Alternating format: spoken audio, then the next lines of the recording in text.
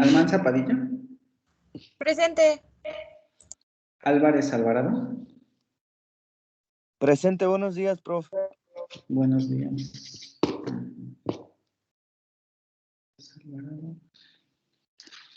Álvarez López. Ángeles Zaragoza. Presente, profe. Arredondo Reyes.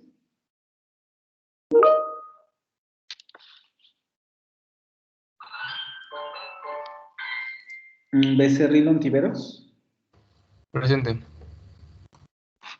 Bernal Lucio.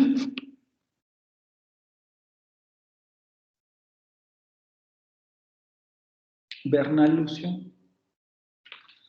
Borja López. Presente, soy Bernal. Borjas López. Chávez Velázquez.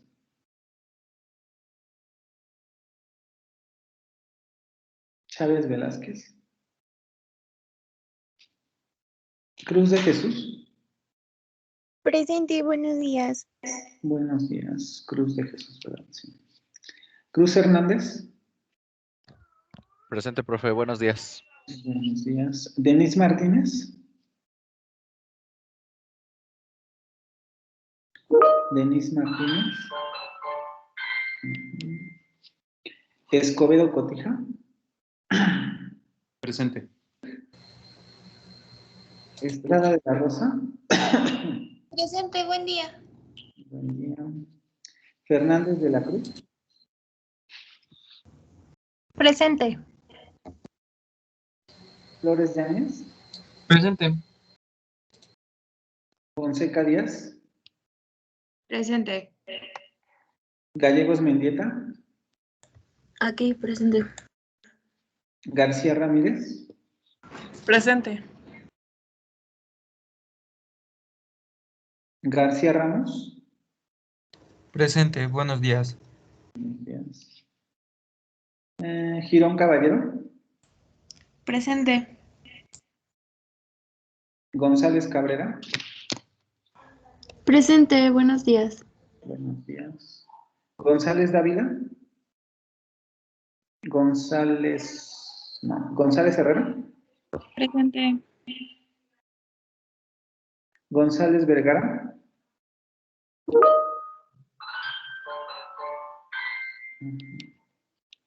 Gutiérrez Rodríguez.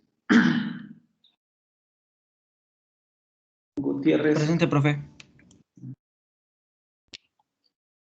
Hernández Cocoma. Presente, profe. Buenos días. Hernández Gutiérrez. Presente. Hernández Maldonado. Presente. Hernández Suelas. Presente.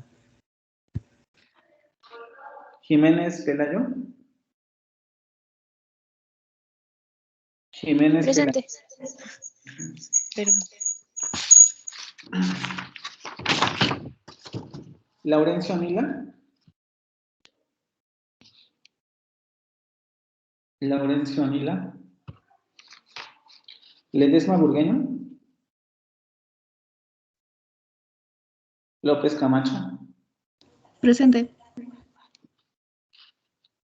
López García. Presente. Maldonado Vargas.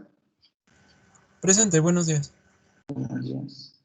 Mandujano Rojas.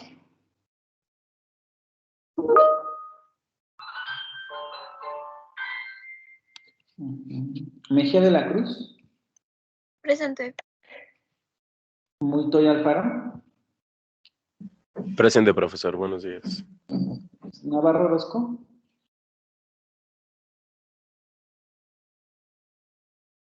Navarro Orozco. Nuño Jauregui. Presente. Orozco Santillán. Presente, profe. Ortiz Cota. Presente. Ortiz Terán. Presente, profe. Osorio Campos. Presente, buenos días. Buenos días. Pichardo, no. Ramírez Preciado.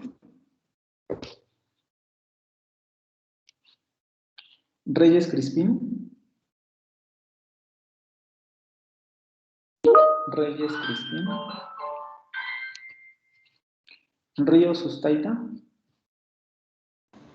Presente. Rodríguez Ramos. Presente. Rosas Vega. Rosas Vega.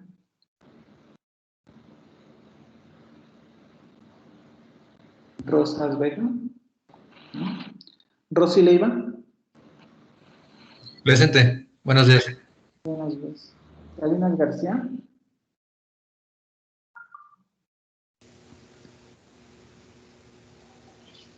Salinas García. Presente. Sánchez Contreras. Presente. Sánchez Rodríguez. Presente. Santana Melo.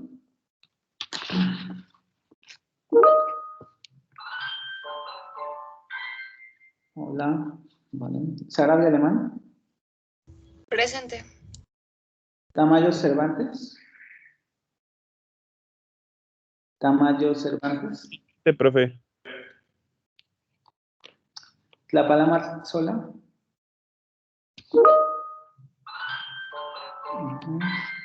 Tobar Fuentes. Presente.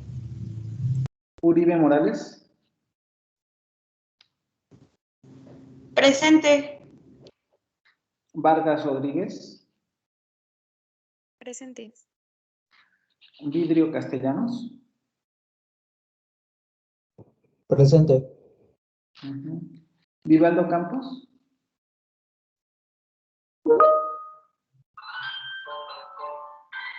Okay. ¿Alguien que me haya faltado o que no haya escuchado su apellido? Yo, profe, me salí por accidente cuando me nombró. Y la verdad. Laurencio Nila. Ok. ¿Más? ¿No? Vale.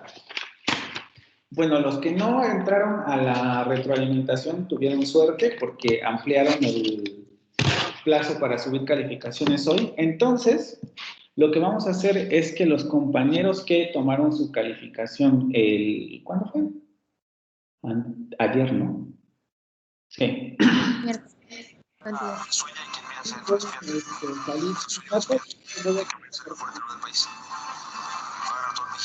Por favor.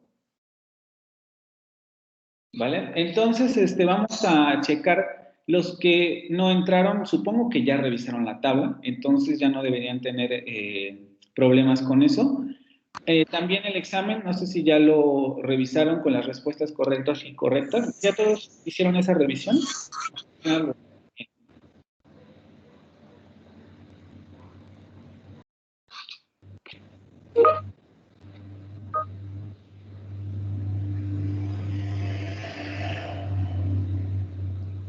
También lo que hicimos de ayer fue sacar el cálculo de la calificación para que supieran exactamente cuáles fueron cómo se obtuvieron los números pues que tienen en la tabla. Supongo que la mayoría conoce cómo se saca la calificación, pero mi pregunta es, ¿tienen alguna pregunta con relación a lo que aparece en la tabla?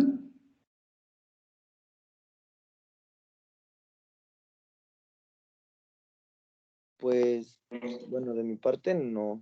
O sea, yo sí vi mi calificación, no pude entrar la clase pasada, la que dio el sábado, ¿fue? No, ayer.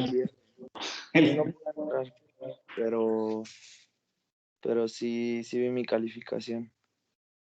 Ok, solamente para volverles a comentar y que no vaya a quedar ninguna duda, tenemos la columna del examen bimestral. Esto es lo que obtuvieron solamente con las 2 primeras décimas que arrojó el examen. El examen, les voy a ser sincero, yo sé que no necesariamente estuvo ultra difícil, pero no me da buena espina que Sí, sí es esta, ¿verdad? Ajá. Que solamente hayan reprobado 2 el examen, ¿no? Como les comentaba a los compañeros ayer, tengo la ligera sensación de que ahí hubo una cosa extraña que se escapó a mi radar. No necesariamente tengo idea de cómo se dio esto, pero aquí no me da confianza, ¿no? Esto ya no se puede mover porque además no sé si hubo, no tengo conocimiento de eso, ya veremos cómo lo resolvemos en el examen final. Entonces, aquí tienen la calificación del examen bimestral con las 2 primeras décimas. Después vendría el ponderado con base 30, que como les expliqué a los compañeros, es la transformación de esta calificación al número de puntos que obtuvieron de los 3 puntos posibles que pueden obtener en el examen, ¿sí? Como saben, el examen bimestral vale 30%, vamos a esta tabla. Examen parcial 30%. Si obtuvieron 10, obtienen los 3 puntos y ya dependiendo de lo que hayan obtenido, se obtiene el puntaje que tienen en esa segunda columna. Después tienen la calificación de los entregables bimestrales. Todos entregaron 2, entonces la suma de esos 2 entregables se divide entre 2. Aunque hayan tenido solamente un entregable, esa calificación de todos modos se divide entre 2 y ese es el puntaje que ustedes obtuvieron en esta calificación de entregables bimestrales. Después, esto se transforma en el ponderado con base 10 porque saben que los entregables valen 1 punto en este primer parcial y por tanto lo que tienen en esta otra columna es lo que obtuvieron con relación a los entregables bimestrales. Después vendría la calificación bimestral, que como les comentaba a sus compañeros, o sea, es la calificación que se va a ir a actas, ¿no? Variará quizá por algunas centésimas, pero las décimas quedan exactamente iguales. Porque las sábanas hacen el cálculo automático y entonces suelen arrojar ciertos, por ejemplo, 9.54, ¿no? Pero queda 9.5. Entonces, estas son las calificaciones bimestrales que obtuvieron, que es como más o menos el tipo de desempeño o el valor que lograron conseguir a lo largo del primer bimestre. Y después vendría el ponderado con base 40, que es el número de puntos que obtuvieron con relación a los 4 puntos posibles que se pueden obtener en esta evaluación parcial, ¿vale? Es decir, de los 4 puntos posibles, esta persona obtuvo 3.41. De los 4 puntos posibles, esta persona obtuvo 2.73 y así sucesivamente. Después vendría el número de faltas, como les comenté también a sus otros compañeros. De momento, nadie está en inminente riesgo de no presentar. Bueno, sí, los que tienen aquí 5 faltas están en riesgo de que si faltan una vez más o por las razones que les expliqué al inicio del curso pierden la asistencia, se quedarían sin derecho a examen final, ¿vale? Los demás que están en 1-2, no hay ningún problema, entonces para que consideren esta situación. Y luego tendrían el número de participaciones que tienen hasta el momento. Como les comentaba a sus compañeros también el día de ayer, la persona que ha obtenido el máximo son 10 participaciones. No necesariamente es lo que voy a tomar al final del cuatrimestre como referencia, pero para que vean más o menos en qué nivel está el máximo, el estándar está en 6.5, entonces si por ejemplo cerrara ahora las calificaciones, tal vez tomaría ese 6 o ese 5 para sacar el punto de estas participaciones, pero aumentarán en lo que resta del cuatrimestre, ¿no? ¿Alguna pregunta con relación a la tabla de las calificaciones? Hoy se subirán a Blackboard, perdón, eso es en clase. Lo de la lectura es otra cosa. Ya les entregaré evaluación de eso al final. ¿Sí? Pero esto es de clase.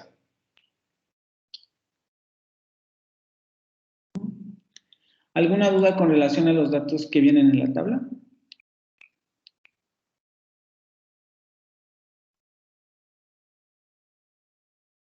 No, bueno, de mi parte no, solamente en lo de las participaciones, las 3 participaciones, yo creo que había participado más veces, pero pues está bien.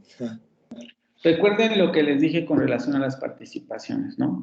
Se mide también la calidad, no la cantidad. Si la participación no aporta a la clase, no hay participación, ¿vale? Porque si no, pues les estaría regalando participaciones a todos los que me hablaran, y no se trata de eso, ¿vale? Entonces, hay algunas participaciones que fueron buenas y otras no necesariamente lo suficiente como para considerarse como tales. ¿Sí?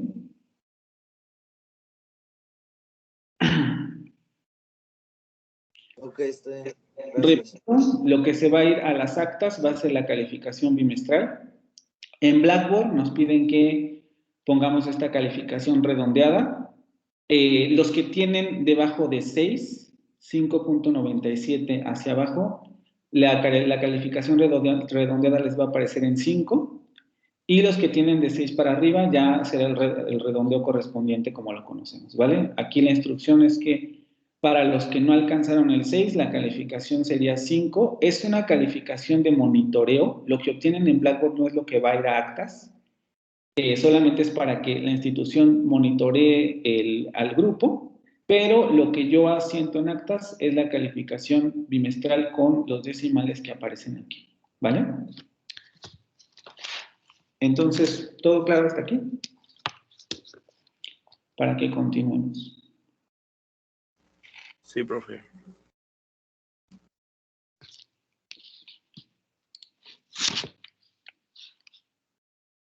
Ok. Haremos por sentado que evidentemente todos están de acuerdo. Vamos a continuar con la presentación. Doy también por sentado que estudiaron porque vamos a hacer el repaso de donde nos quedamos y vamos a terminarla para pasar a realizar el ejercicio y dejar después, no, probablemente no hoy, sino hasta el martes, lo que sería la siguiente lectura. Nos quedamos en aquí. Uh-huh.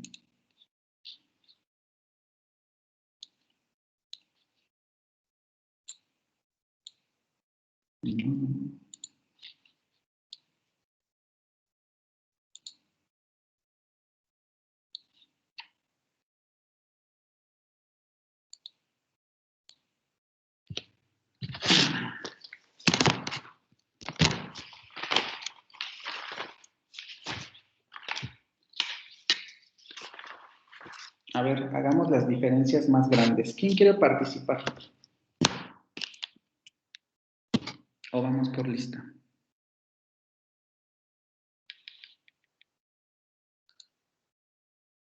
Pues yo participo, pero... A ver. Yo me lo echo. Háblame sobre el nivel morfológico de los niveles textuales. O bueno, primero, ¿cuántos niveles textuales podemos tener? ¿Cuántos niveles textuales podemos tener? Según la lectura y lo que habíamos visto, ¿cuántos niveles textuales podemos identificar?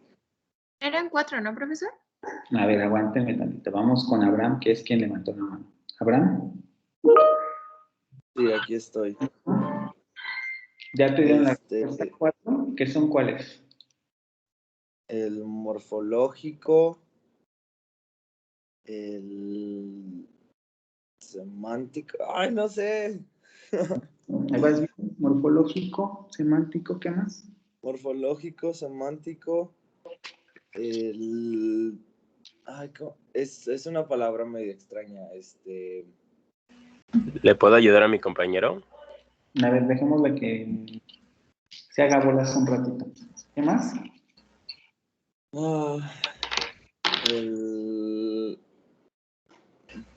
¿Me vale ver mi cuaderno? Sí, no hay problema. Nada más después me vas a explicar. A ver.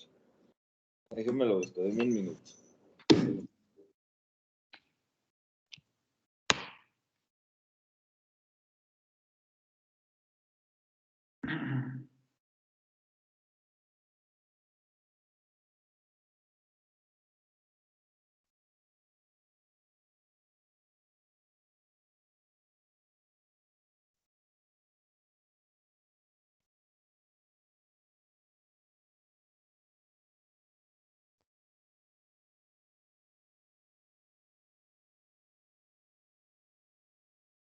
Ok.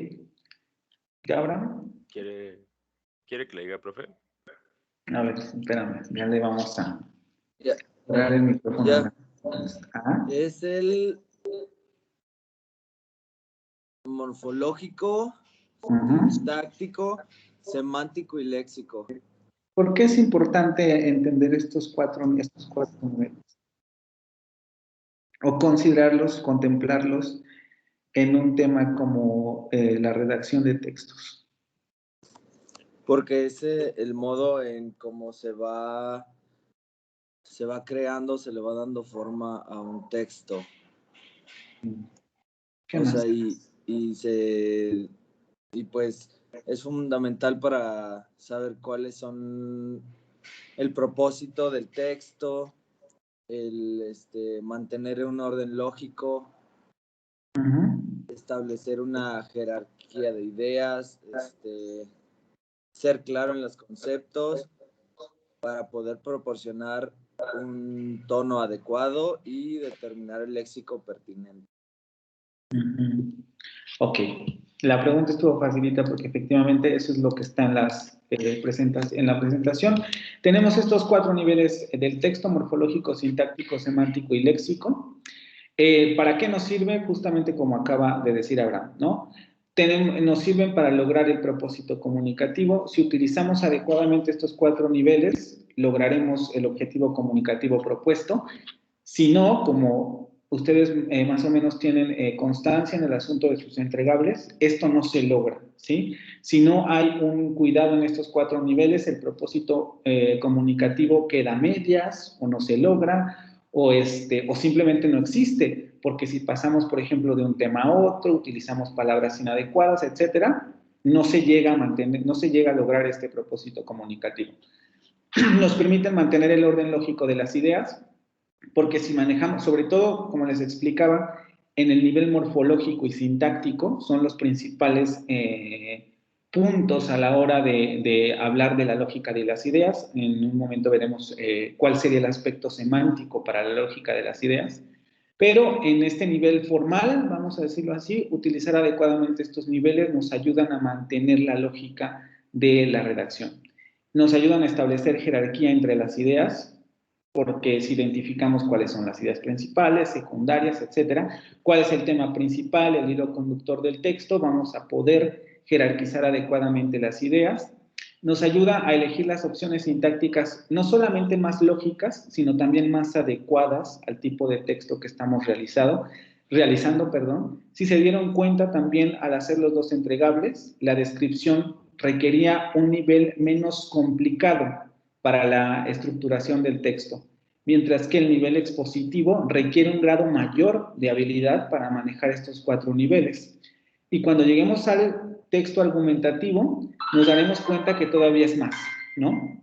Porque no solamente ya es cuestión de sujeto, verbo y objeto en las oraciones, o manejo adecuado de adjetivos predicados, sino que además tenemos que aprender también a razonar para escribir un texto argumentativo. Si no se puede razonar o no hay un razonamiento previo a la argumentación no se logra.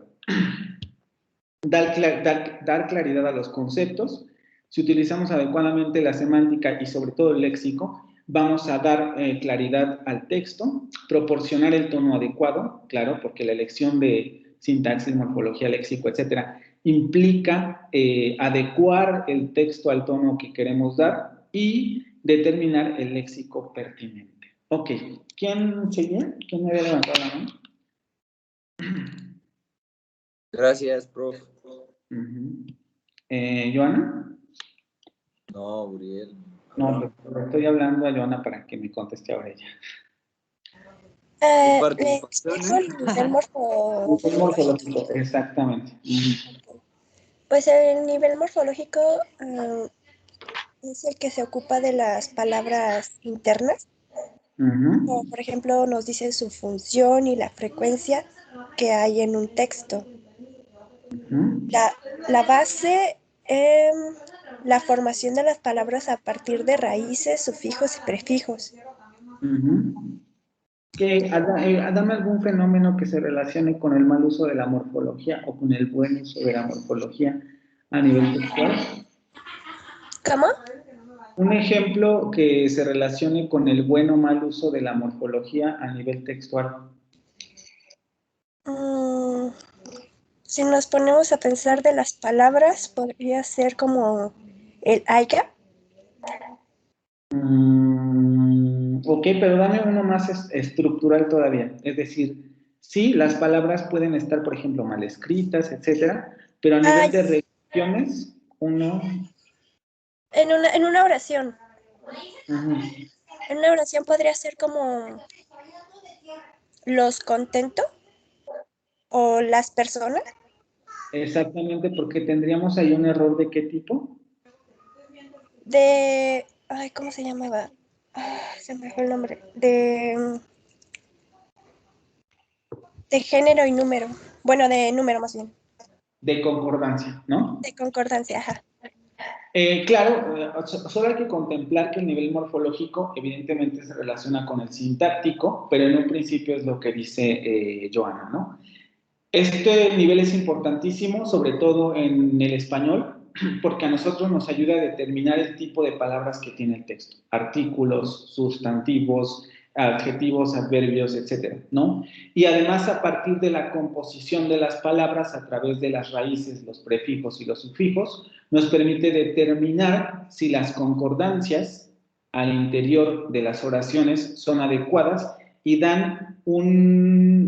aportan claridad al mensaje, ¿no? Nos ayuda a determinar adecuadamente los referentes, nos ayuda a entender cómo están estructuradas las oraciones y por tanto es importantísimo este nivel para la claridad del mensaje.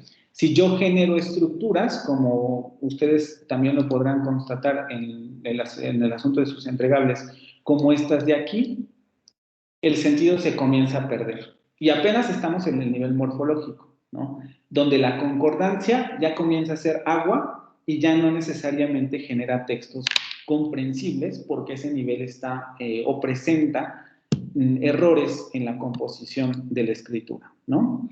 A ver, Estrada de la Rosa.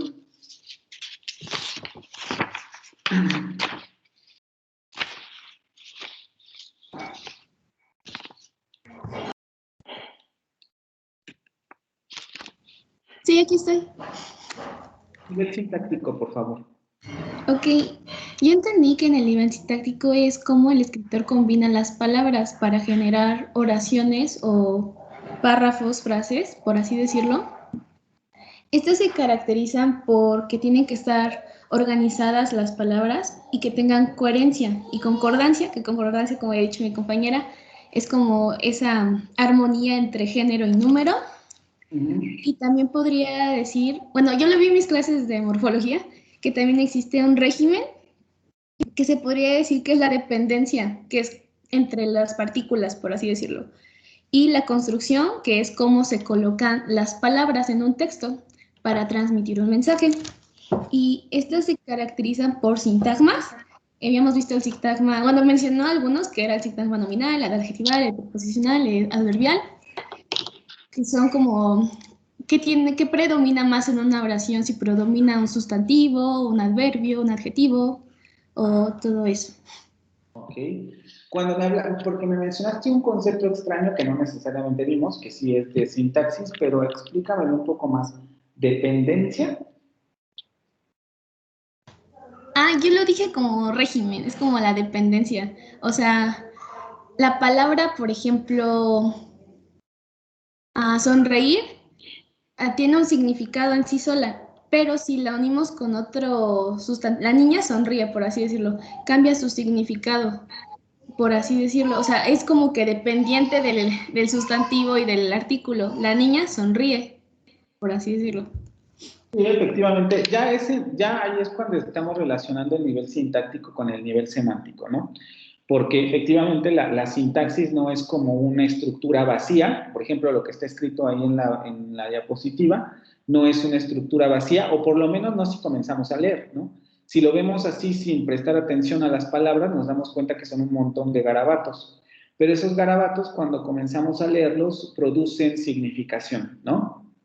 Entonces, efectivamente, la sintaxis se va a relacionar con el significado, no de manera inmediata, en el sentido de que inmediatamente hace significado la estructura, sino que tenemos que procesarla.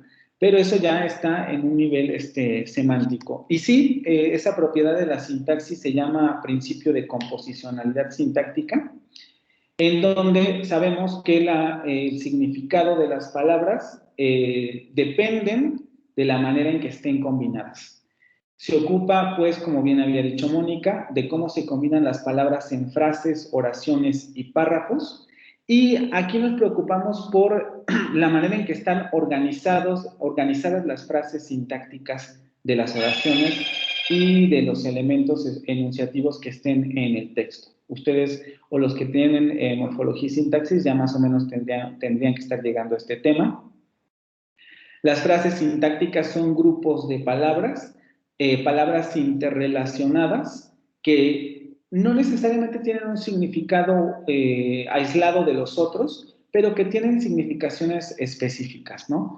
Por ejemplo, aquí tenemos una frase nominal que produce un tipo de significación, luego tenemos otra frase nominal, la observación minuciosa del comportamiento grupal de las palabras, es otra frase nominal, que además tiene elementos adentro, ¿no? Una frase adjetiva, una frase determinante, etc. Entonces, las frases generan estructuras superiores y es importante aprender a cuidar cómo están elaboradas estas frases para generar un texto coherente, como había dicho Mónica, y con sentido, que los sentidos de las palabras no lleven a equívocos. Es un poco en lo que nos quedamos en la sesión pasada. Y habíamos visto que podríamos dividir los signos en simples y complejos. Los signos simples, que serían las palabras de manera particular, y luego los signos complejos, que serían frases, oraciones o párrafos, que es cuando ya las palabras en composición producen significados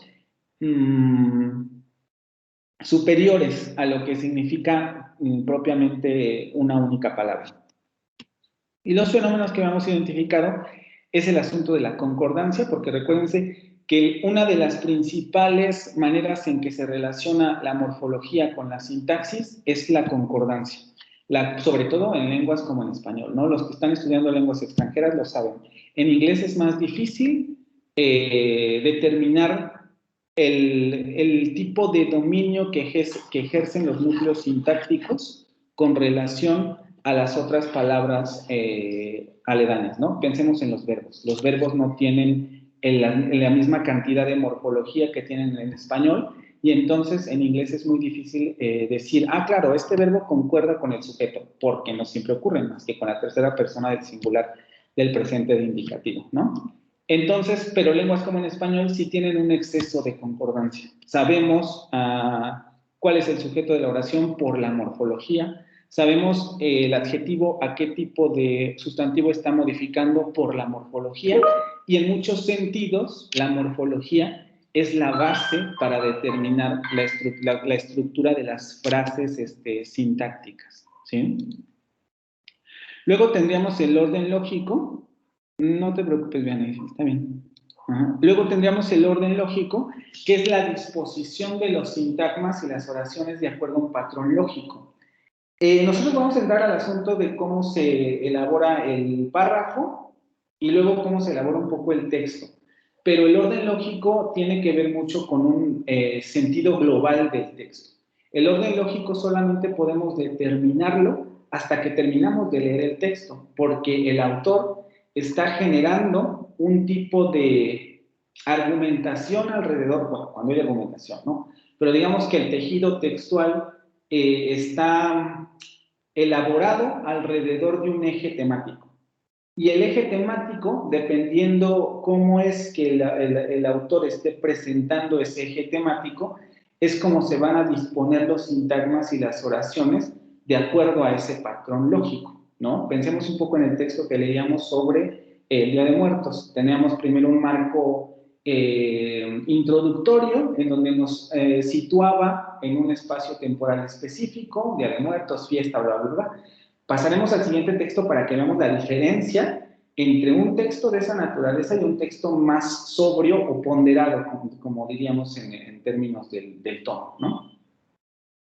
Y después pasaba a dar su argumento principal y luego generaba repeticiones para seguir apoyando ese punto y para que nosotros al final dijéramos, ah, claro, ¿no? Tenemos una relación tóxica con la muerte. Y eso se daba por el tipo de orden lógico que presentaban las oraciones y los sintagmas en todo el texto, en el tejido textual completo, ¿vale?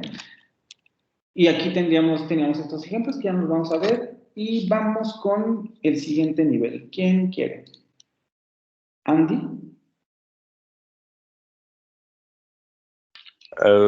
¿Me escuchan? Sí, nivel semántico, por favor. Sí. Bueno, el nivel semántico, bueno, como lo podría decir en la lámina, se refiere al significado de las palabras que compone un texto, pero si nos vamos un poquito más meticulosos, se refiere al significado relativo del significado de las palabras, pues en ellas podemos observar que las oraciones o las palabras se construyen bajo connotaciones, ya sea denotativa o connotativa, y nos permiten ver la perspectiva de las interpretaciones de ciertas palabras, pero de distinta manera. Dame ejemplos sobre esto último que acabas de decir. Vimos algo específico que le llamaban en la lectura 7 ¿qué?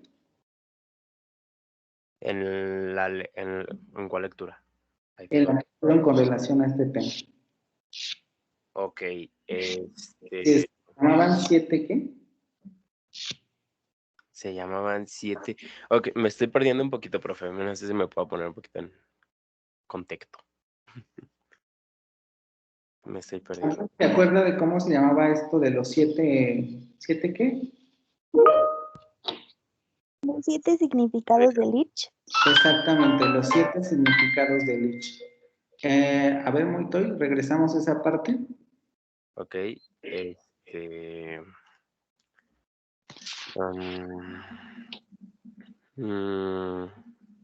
Ok, referente a la lectura le doy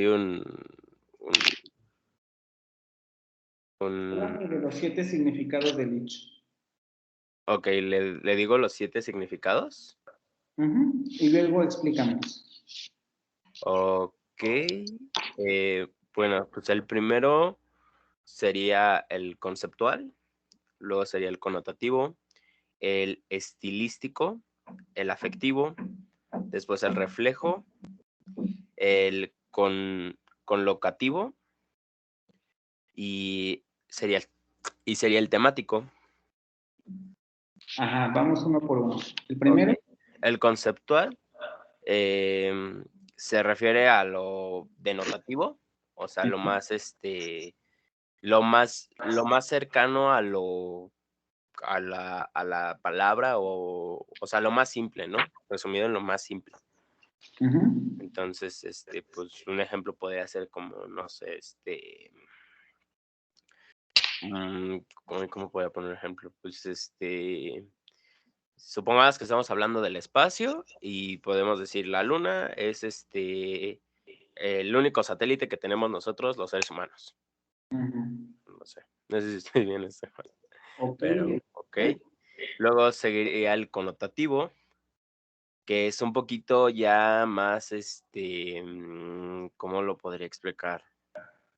Un poquito más, lo había dicho la vez pasada, es como más subjetivo, pues, los significados. Se puede interpretar un poquito más. El significado puede ser más subjetivo. ¿Mandé? Dame un ejemplo.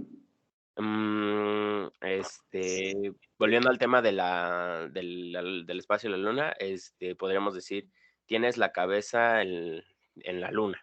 Ok, ajá. Un significado metafórico, ¿no? Es como más un significado metafórico lo que nos da el connotativo. Luego sigue el... ¿Quién le quiere ayudar a su compañero con los que vienen? Andy. Ok, ¿quién más? ¿O vamos por lista?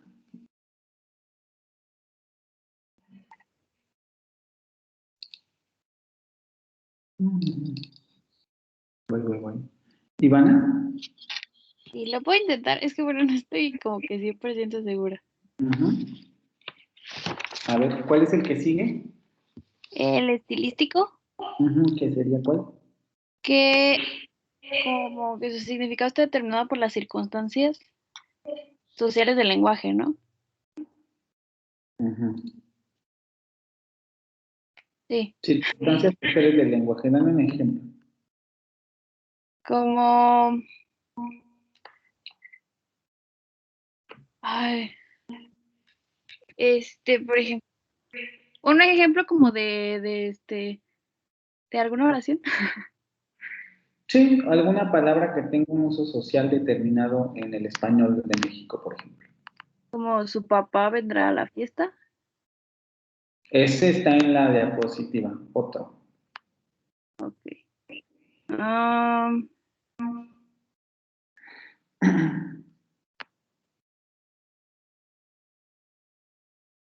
Es que también está el del jefe.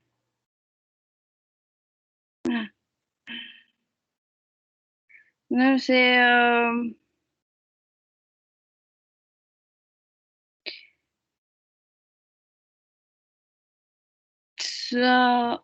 Soy malísima para inventar estas cosas. Que me ayude.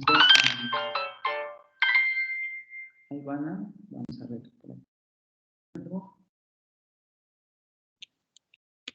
Onda también, como por ejemplo. ¿Cómo se llama? Onda. A ver, dame un ejemplo con onda. Se me va la onda. Ajá, exactamente. Aquí Joana se fue más al extremo, pero efectivamente esa palabra, no la palabra pero, tendría muchos significados en el español en México, ¿no? Y así podemos ir con, o sea, ya con ese tienen, ¿cuál otra superproductiva en español mexicano? Pues podría ser fresa, ¿no?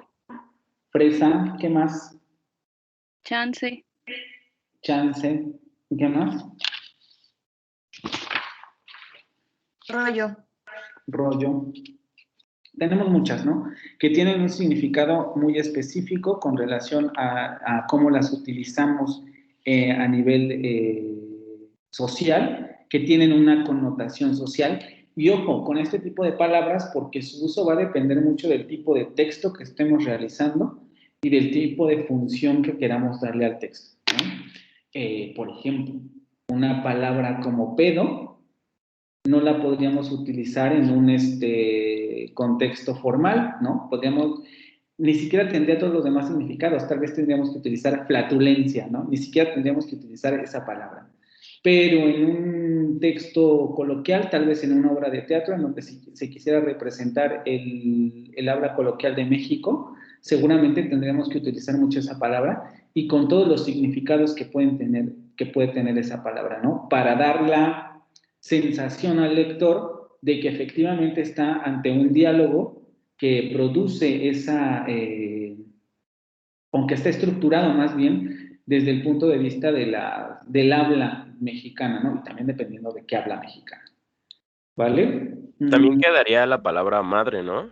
Madre, exactamente. Que utilizamos para todo, tanto como lo explica de una manera formal, lo podemos utilizar como coloquial, un poquito más vulgar, entraría en muchos campos. Exactamente, esos son los tipos de palabras estilísticas. ¿Cuál sigue? ¿Quién quiere hacer? ¿Heyeri? Sí, profe. El que sigue, por favor, que sería... El afectivo. El afectivo, exactamente. Bueno, ese nos habla como de cuestiones, por ejemplo, cuando alguien te llama de manera cariñosa, pero como para regañarte, como tu mamá, por así puede decirse.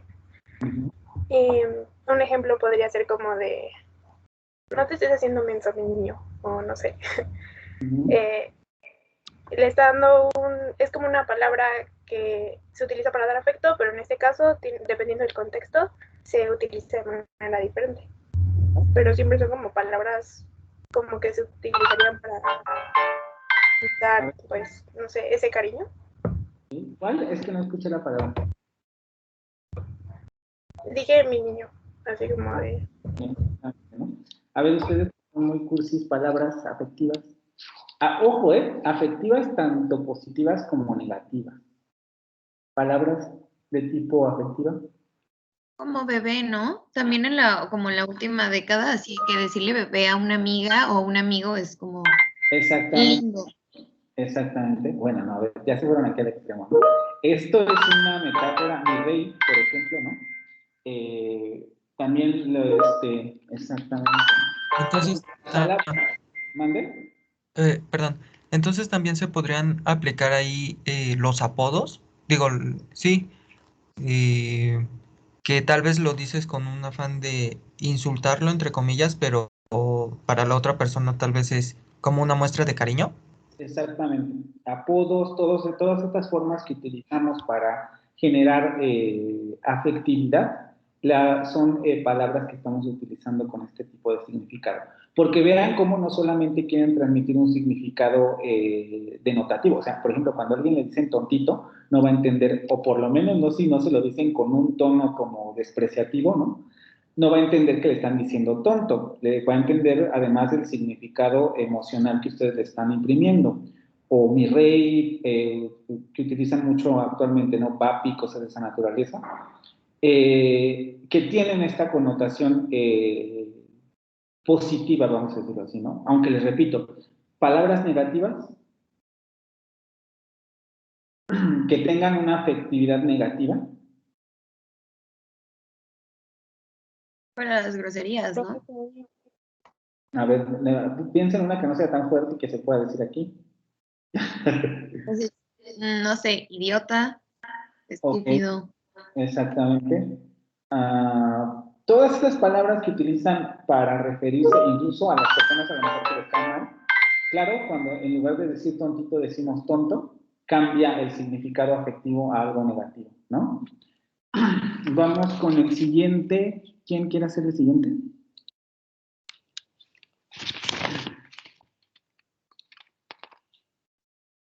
Israel. Ahí me escucho, profe. Sí. El siguiente es el de reflejo. ¿Qué sería cuál? Que en una oración, una palabra tendría como que tiene más de un significado. Dame un ejemplo. Por ejemplo, el de, ¿cuál era? El de agitar, que puede ser el señor está, bueno, porque es que en oración no sé, pero por ejemplo agitar sería de que está agitando un objeto, el vaso, algo así, y de que podría estar agitando en el sentido de inquietar a alguien o a varias personas. Ok, el asunto con estos significados es que acuérdense que tienen que estar en contexto. Entonces buscan un ejemplo en donde... Por ejemplo, en una oración sería ella me está esperando en el banco de siempre, entonces no se sabe si es en el banco donde vas a sacar dinero y eso, o en un banco de sentarse. Esa fue del examen, otra. Por ejemplo, espérame.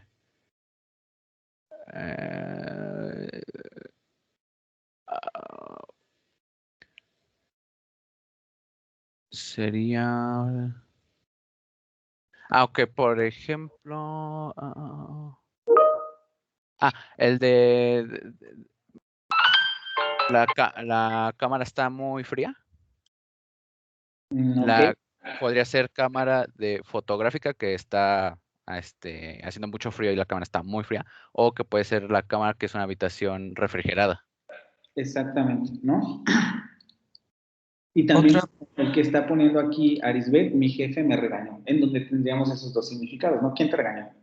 ¿Tu jefe o tu jefe? No, porque no se entiende exactamente cuál es el significado. Vean cómo esas palabras también hay que tenerles mucho cuidado, porque esas palabras inducen a confusión en un texto si el texto no está bien contextualizado. Si ustedes no aportan el contexto adecuado, ese tipo de palabras pueden generar significados dobles que entorpecen la significación del texto, ¿sí? Entonces, ¿sí? ¿Alguien más iba a hablar? Sí, yo estaba pensando en si alguien decía, ¿qué está haciendo ese perro? ¿A qué se refiere? ¿A una persona insultando o a un animal? ¿Eso podría Sí, ser?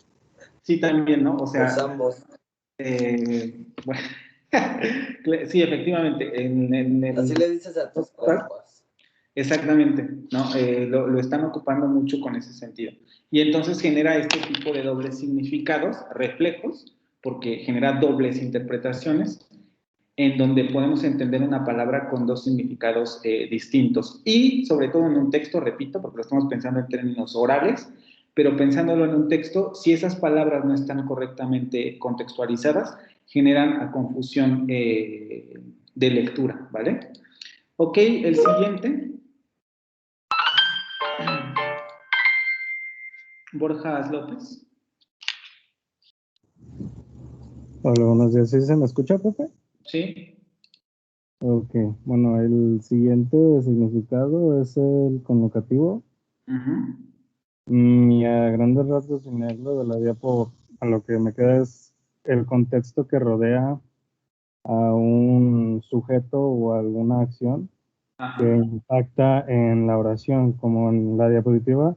El pobre padre lloraba, pero poniendo un ejemplo mío podría ser, no sé, ese niño es grande o es grande ese niño. O sea, tú puedes como que en una poner de que, ese niño es grande, de que, es alto, o es grande ese niño de que, no se hizo algo, no sé, sacó buenas calificaciones, es grande ese niño, como que tiene buen futuro. O sea, puede, dependiendo de dónde pongas, como, no sé, los adjetivos o ciertas palabras, va a determinar el, así como El significado. sí, el significado de la Vean acción. cómo es tan importante entender este tipo de significados, porque todos estos significados están relacionados con la estructura sintáctica. Dependiendo de dónde esté acomodada la palabra, es como la vamos a entender. Y dependiendo de cómo manejemos el significado de la palabra, es como vamos a entender esa palabra, ¿vale? Y nos faltaría uno más, que sería ¿cuál? ¿Quién quiere hacer el último?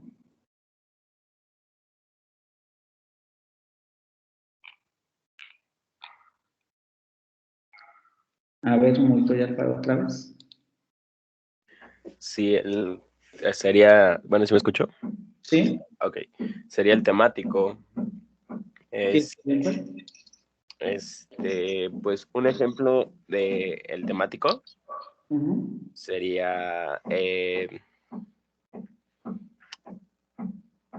podría ser el padre castigó a Gerardo. De la diapositiva no, dame uno tuyo. Uno mío. Ok. Podría ser caray.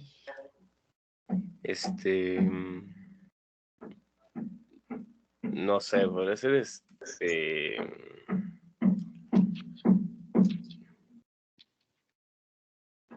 la novia de Juan se enfadó con él.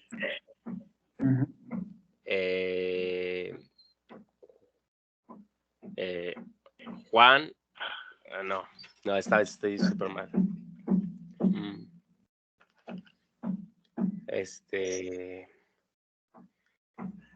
Podría ser ay. ¿Qué puede?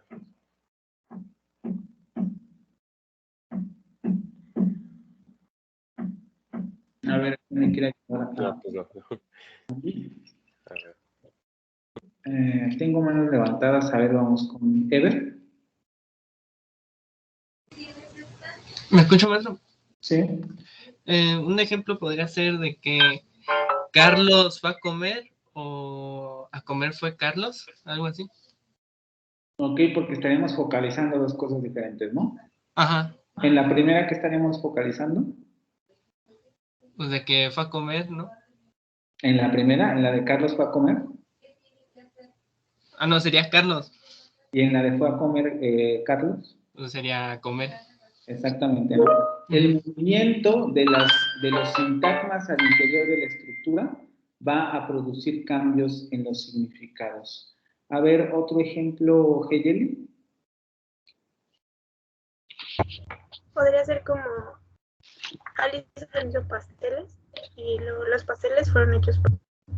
Exactamente. Una de las estructuras sintácticas básicas en que hacen este tipo de tematización son las oraciones pasivas, ¿no? En las oraciones activas, como las que acabas de hacer, no la recuerdo bien, pero algo así como mi mamá hace pasteles, o mi tía hace pasteles, o yo hago pasteles, es una voz activa y se focaliza que quien hace la acción soy yo, ¿no? Pero cuando decimos los pasteles fueron hechos por mí, nadie dice eso, ¿no? Pero supongamos que un texto, la voz pasiva es más común en textos, los pasteles fueron hechos por mí, lo que se pone en foco o en relevancia van a ser los pasteles, ¿sí?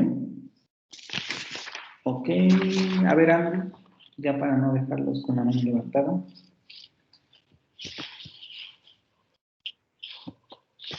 Andy. Sí, profe. El niño corrió por la mañana corrió el niño. Exactamente, hay que focalizarnos.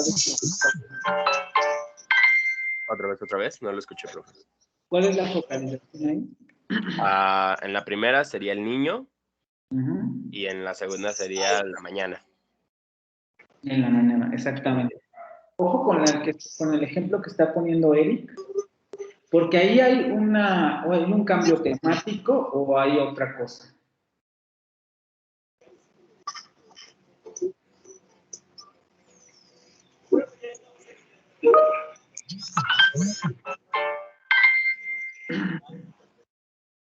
Ojo con esto, porque ahí no es una promoción temática, vamos a decirlo así, en el sentido de que no hay ningún elemento que se promueve semánticamente al principio. Ahí lo que hay es un cambio de significado. Juan golpeó el saco de boxeo, entendemos que quien da los golpes es Juan al saco. Pero cuando hacemos el cambio de estructura tal y como lo estás haciendo, el saco de boxeo golpeó a Juan, ahí hay un cambio de significado. Ya sabemos que quien golpeó a Juan fue el saco de boxeo, o sea, no fue al revés. Entonces, ahí tendría que ser otro tipo de cambio, como el que está haciendo Joana. El saco fue golpeado por Juan para que se diera la tematización de un elemento. Porque recuerden que en tematización el significado tiene que ser prácticamente el mismo. Lo único que se hace es que se tematiza un elemento de la oración. ¿Sí? ¿Hasta aquí todo bien? Sí. Okay. Volvemos, nos quedamos ahí justamente.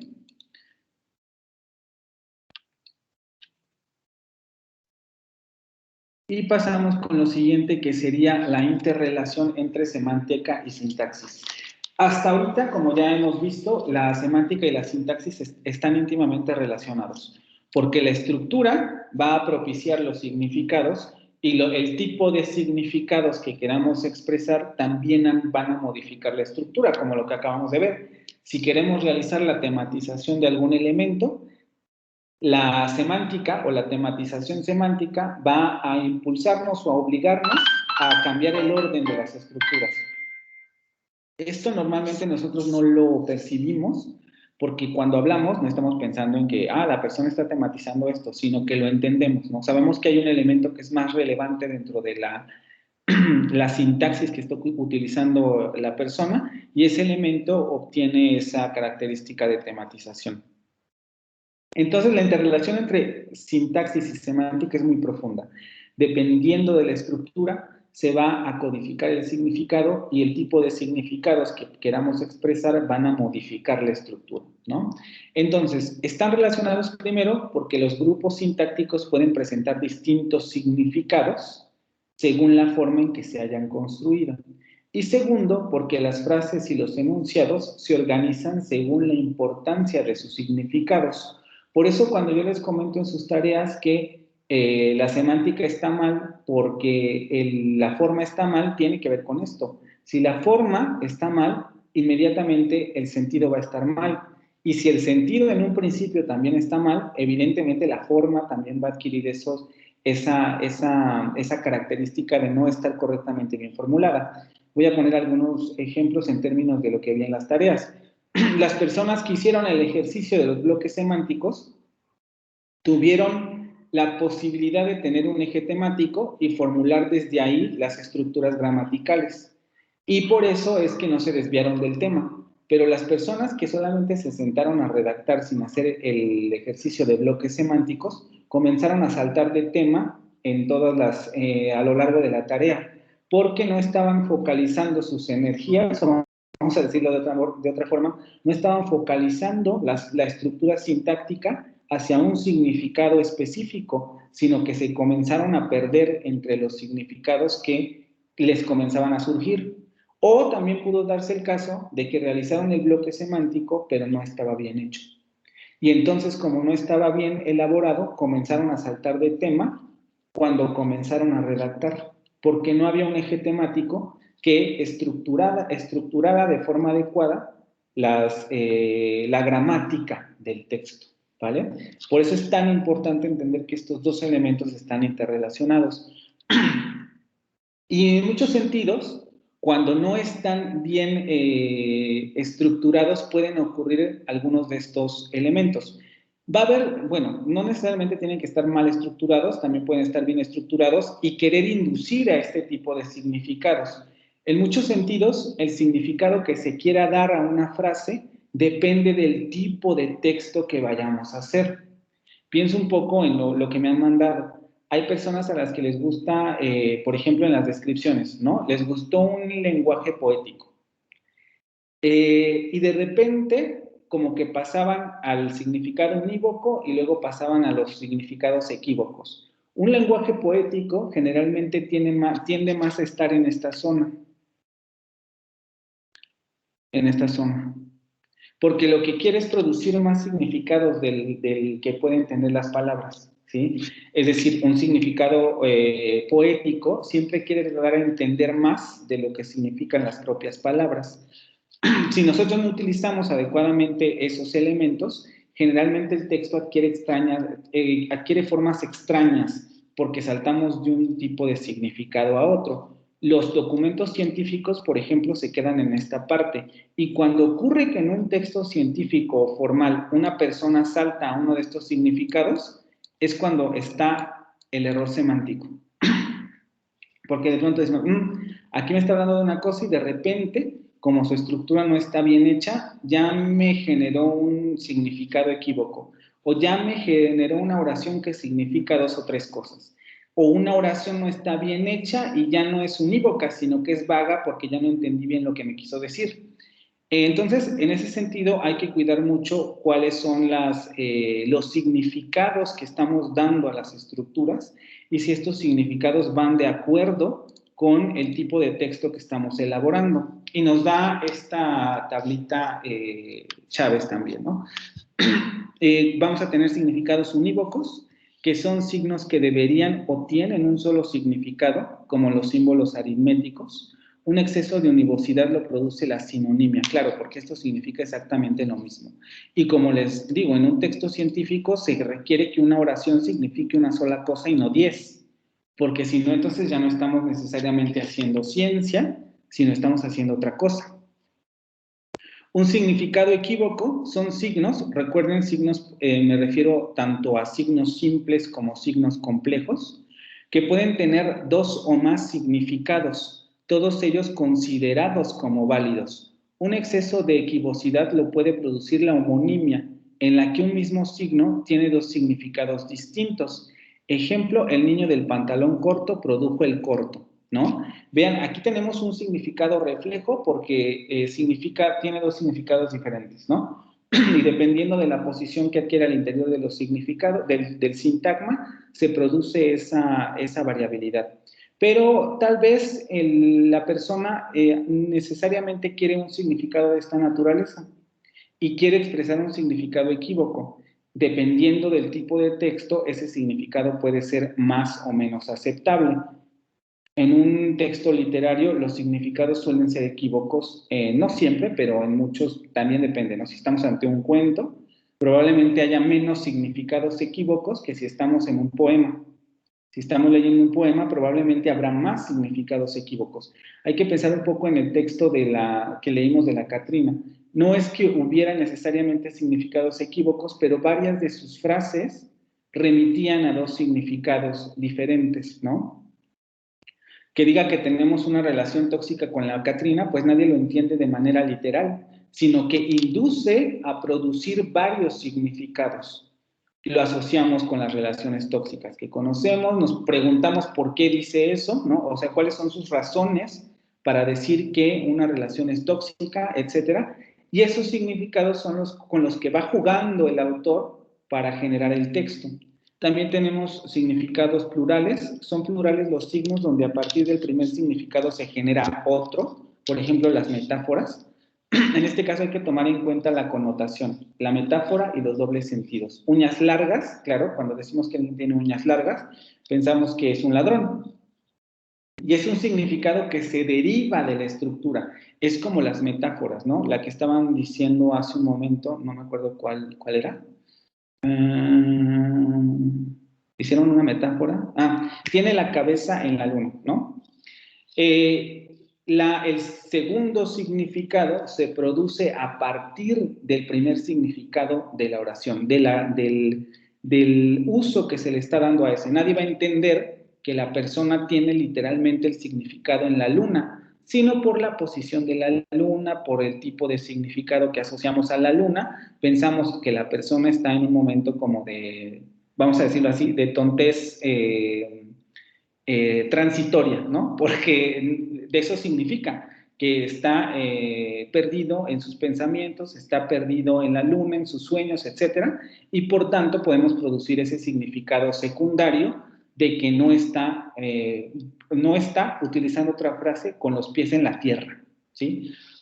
Vagos son signos imprecisos que pueden tener significados plurivalentes porque mantienen una relación vaga y alusiva con una serie de significados imprecisos, porque este tipo de signos no se asocian con un significado determinado. O sea, la intención, cuando hay intención, porque por ejemplo, cuando este tipo de significados no se producen con intención, son errores gramaticales, semánticos y de contenido de los textos.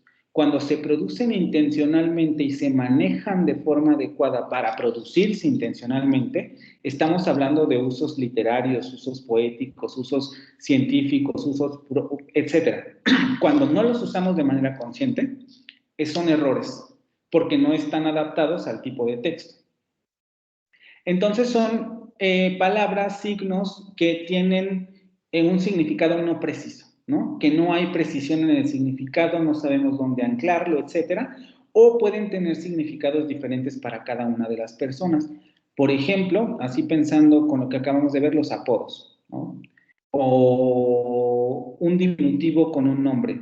Por ejemplo, la palabra Tonito, la palabra Pepito, etcétera, no van a significar lo mismo para alguien que se llame Pepito que para alguien que se llame Antonio, ¿no? Porque no van a ser el mismo tipo de sentido que si nosotros hacemos nuestro el significado de esa palabra que tiene ese sentido vago. Y aquí nos dan estos ejemplos, ¿no? El círculo tiene varios significados dependiendo de la cultura, la historia o el autor. El círculo no es lo mismo para el cristianismo que para el budismo, que para, etcétera, porque adquiere un significado que es impreciso, ¿no? Incluso podemos cuestionarnos, o sea, ¿por qué el círculo debería tener un significado? Si solamente es una figura geométrica de la que derivamos algo, ¿no? A lo mejor para medir, etcétera. Pero las culturas y las personas, lo cierto es que dan significados diferentes a este tipo de palabras. Por ejemplo, el color blanco, etcétera, ¿no? O sea, todo este tipo de palabras que adquieren un significado característico por cultura, contexto, etcétera, son significados vagos porque no son significados que todos compartamos y que se generan por contexto. Para Jorge ¿El Luis, pentagrama podría ser? ¿Perdón? ¿El pentagrama podría ser? También, sí. Claro, aquí estamos hablando de símbolos gráficos, ¿no? Pero también las palabras tienen este tipo de características. Sí, o por ejemplo, en términos de figuras, los pentagramas, etcétera, todas las figuras que tienen diferentes connotaciones en las culturas, por ejemplo, la luna, ¿no? La luna en el cristianismo sabemos que significan dos cosas diferentes para la religión islámica que, por ejemplo, para la religión cristiana, ¿no? Porque tienen connotaciones, sentidos distintos, la cultura les da un sentido diferente. Mientras que para el budismo zen, por ejemplo, es un símbolo de armonía, ¿no? Para Borges, el círculo es un símbolo del universo, mientras que para el budismo zen es un símbolo de armonía. Y esos son significados vagos. Si no sabemos otra vez utilizarlos, van a producir errores de significado al interior de un texto. ¿Hasta aquí? ¿Todo bien?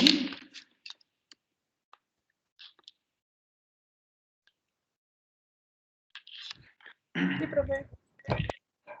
Y también otro elemento en donde se puede ver la relación entre sintaxis y semántica es en la jerarquización de las ideas, ¿no? Déjenme ver el chat. Okay. Porque, como les comentaba, justamente notamos que un texto está bien escrito cuando los enunciados están organizados de acuerdo a una directriz semántica. Por ejemplo, vimos el texto del Día de Muertos. Había una directriz semántica a lo largo del texto, mostrar que la relación con la muerte era tóxica. Y prácticamente todos los enunciados que el autor iba dando generaban la sensación o nos llevaban a concluir que efectivamente la relación con la muerte era tóxica. Y todos los enunciados estaban estructurados a partir de ahí. Y vean cómo hablaba de diferentes cosas. De repente se metía la historia, ¿no? En México prehispánico, colonia, independencia, o sea, hablaba de varios temas. Pero los subtemas se dirigían a mostrar que la relación con la muerte era tóxica. O sea, por ejemplo, cuando hablaba de las culturas prehispánicas, no se ponía a hablar de repente de las chinampas, ¿no? Nos hablaba de el tipo de relación que había con el sacrificio, donde, un contexto de muerte, ¿no? Cuando se iba otra vez a la colonia o a la independencia, pues no se ponía a hablar de Miguel Hidalgo, ni del grito de Dolores, se ponía a hablar para contextualizar su idea de cómo la muerte estaba involucrada en esos momentos históricos. Es decir, era muy cuidadoso al elegir la idea para que la idea dirigiera a la idea central que direccionaba todo el texto.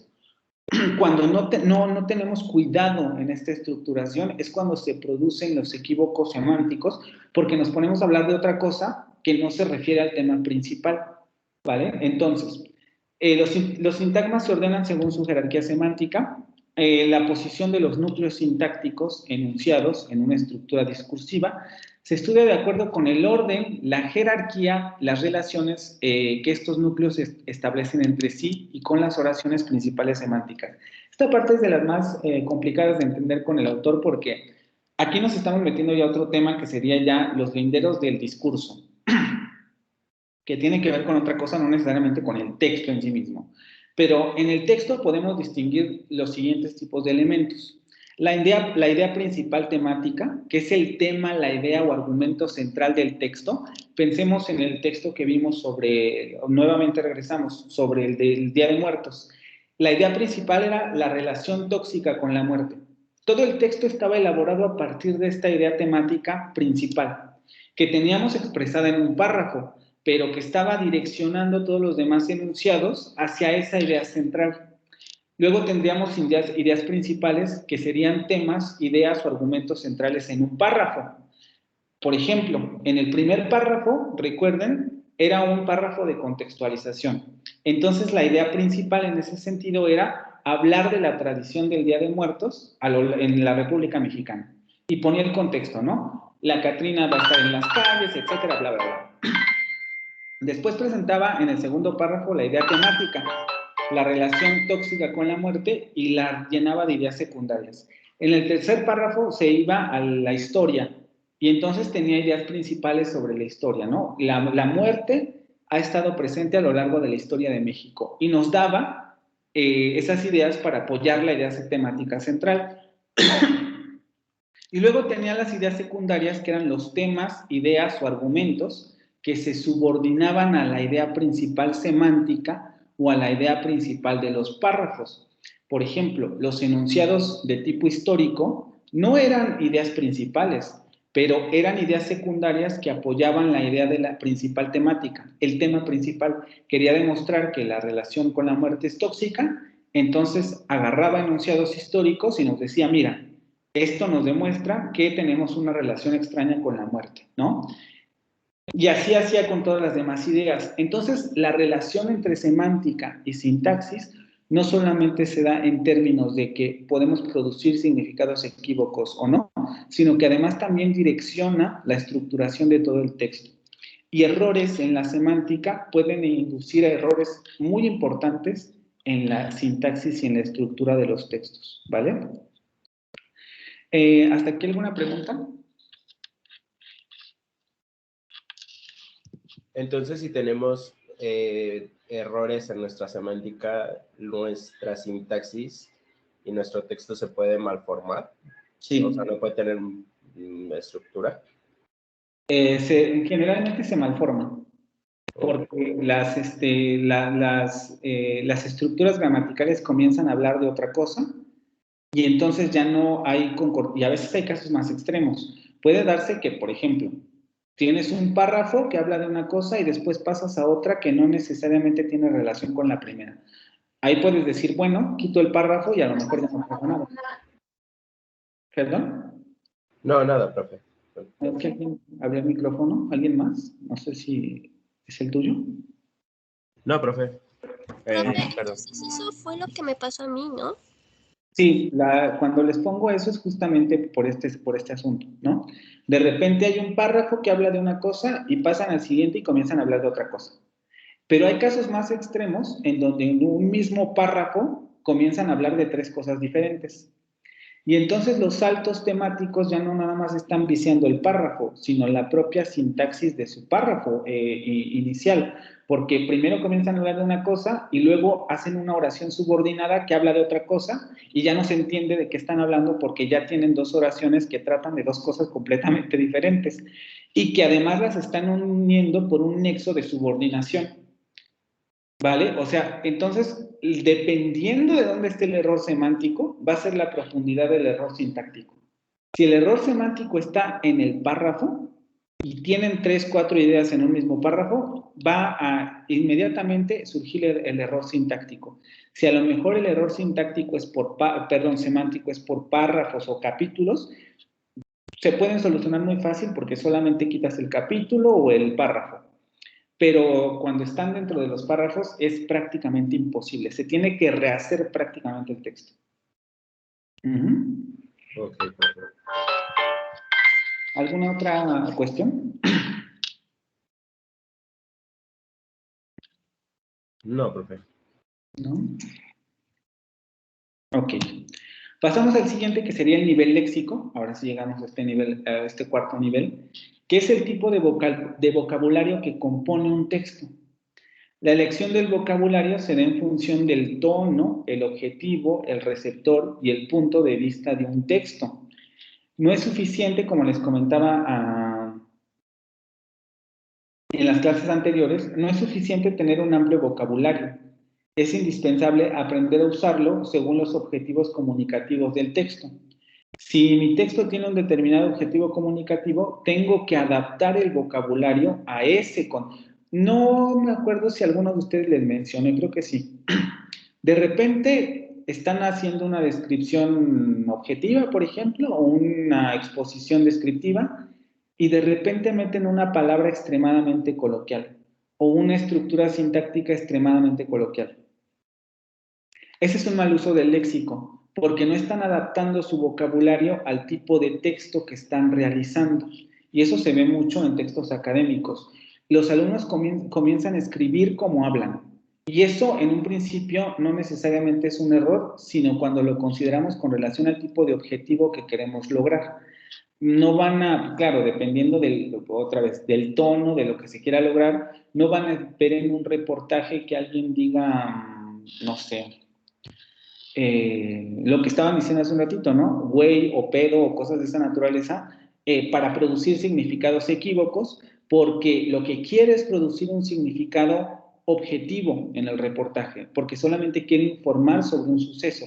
Si se pone a poner o palabras rebuscadas, ¿no? Que de repente ocupe una palabra que nadie entiende, o por lo menos no la mayoría de la población, y lo ponga en un reportaje de lo que pasó ayer. La gente que se quiere enterar de ese reportaje, pues no va a entender porque está utilizando vocabulario que no va con el texto, ¿sí? Entonces, un texto divulgativo, como ejemplo, tiene un tono ponderado, porque queremos que sea un tono, es un poco lo que vemos con el segundo texto lo vamos a ver si nos da tiempo hoy, no creo, pero lo vamos a revisar, el segundo texto sobre la Catrina. Nos damos cuenta que este texto va a tener un tono ponderado, porque es un texto divulgativo, incluso ya estoy haciendo el ejercicio. Tiene un tono ponderado porque ya nos va a generar estos significados extras que generaba el primer texto. Su objetivo es informativo porque solamente quiere informar sobre algo a las personas que están leyendo el texto. Su receptor es público y general, porque lo que quiere un texto divulgativo es llegar a la mayoría de la población, que todo el mundo entienda su texto y pueda informarse sobre ese tema en particular. Y el punto de vista puede ser cualquiera, ¿no? Por ejemplo, con la Catrina, ahí toma el tema de la Catrina y Guadalupe Posadas. En consecuencia, el léxico debe estar libre de tecnicismos y presentar el tema de forma sencilla para que cualquiera interesado en el tema lo comprenda. Y además también tiene que presentar un vocabulario simple, pero también formal, porque tampoco me puede hablar desde la informalidad si quiere que yo tome en serio lo que me está divulgando, ¿no? Si quiero que yo me tome en serio el tema que está intentando que yo conozca, si estoy hablando de las células, no me voy a poner a hablar de otra cosa o a utilizar un vocabulario que no le dé la suficiente seriedad al tema, pero tampoco va a utilizar un vocabulario excesivamente técnico porque la persona que lo está leyendo simplemente quiere informarse, no se quiere volver un especialista. ¿Sí? Entonces, el nivel léxico también depende de estos propósitos. Si tenemos claro cuáles son los propósitos de nuestro texto en términos de función, tono, objetivo, receptor, etcétera, vamos a utilizar el léxico adecuado. Y es lo que les decía, ¿no? Está bien tener un amplio vocabulario y hay que buscar sinónimos cuando estamos haciendo muchas repeticiones, pero hay que saber qué sinónimos vamos a utilizar. Hay que saber qué palabras vamos a utilizar, qué palabras no. Esta palabra está expresando mi significado como quiero que lo exprese o no lo está haciendo. Por eso es que la redacción se vuelve tan compleja porque hay que corregir los significados, hay que corregir las estructuras para que se aporte el significado que uno quiere dar. No podemos simplemente sentarnos, escribir el texto y mandarlo, porque entonces el significado seguramente va a estar mal, porque no revisamos si el vocabulario, la morfología, el nivel sintáctico y el nivel semántico están correctamente utilizados, ¿vale? ¿Alguna otra pregunta? Hasta aquí, vamos a pasar al siguiente punto. No, ninguno, profe. Las y los demás.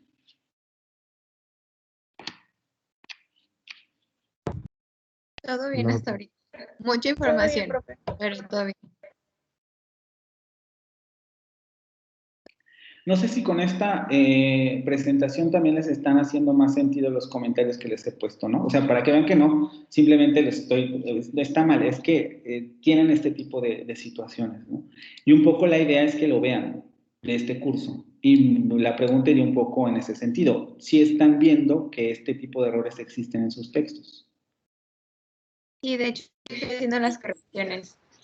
¿Sí? Ahora tiene más sentido. Sí, tiene más sentido ahora. Para que vean, o sea, no es porque yo, todo mal, no, es porque tienen este tipo de situaciones, ¿vale? Y ahora vamos a pasar, este tema no está en la presentación, entonces cuando terminemos, se las dejé hasta aquí porque dije, para que ya no se metan en más problemas, pero vamos a agregarle esta parte, entonces voy a cambiar la presentación cuando la suba para que tengan esta otra parte, que tampoco es mucho, pero es importante que lo tengan en el radar. ¿Cómo organizamos la estructura en un texto? tenemos dos unidades mayores a la oración en un texto, que serían el párrafo y el texto como tal. Incluso en términos orales hablamos de eso, ¿no? Después de la oración, claro, tenemos oraciones complejas, que serían las coordinadas y las subordinadas, pero también tenemos una estructura superior que sería el enunciado. Y después del enunciado, en términos del discurso oral, tendríamos el texto, porque también hablamos con textos, solamente que tienen otras características que no necesariamente comparten con los textos escritos.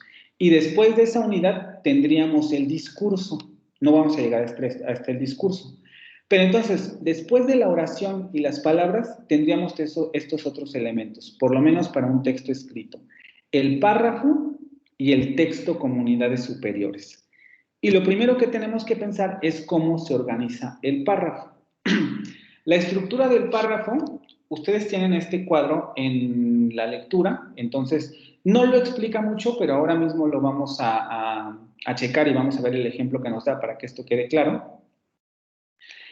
El párrafo es una unidad que compone un texto y generalmente lo que distingue a un párrafo es la unidad temática, que es un poco lo que pone aquí.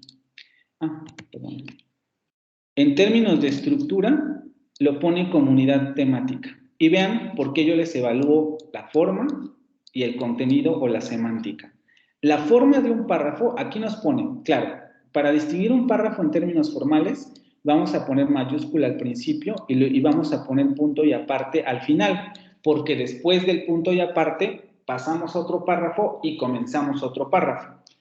En párrafos simples, esta forma es correcta, es un poco los párrafos que nos da él con este ejemplo, que es de un periódico, evidentemente.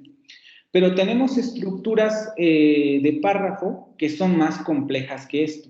Si ustedes se van a un libro, se darán cuenta que no es solamente que el párrafo, que es un poco el comentario que yo les pongo a algunos en sus textos, en donde les pongo, a ver, en este párrafo no hay ni un solo punto y seguido, y su párrafo tiene 30 líneas, bueno, exagero, ¿no? Pero tiene 10 líneas de texto.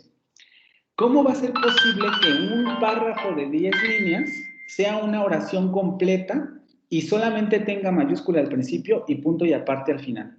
Se los creo en un párrafo de 4 líneas y aquí ya tenemos una oración extremadamente compleja. Pero en un párrafo de 10 líneas esto es imposible. Porque eso quiere decir que hay ideas revueltas ahí. Para eso utilizamos los signos de puntuación, el punto y seguido, la coma, el punto y coma se utilizan al interior del párrafo para separar ideas que están al interior de ese párrafo. ¿Sí? Por eso les evalúo la forma, además de los acentos, las mayúsculas, las cursivas, etc. Y después viene el asunto del contenido.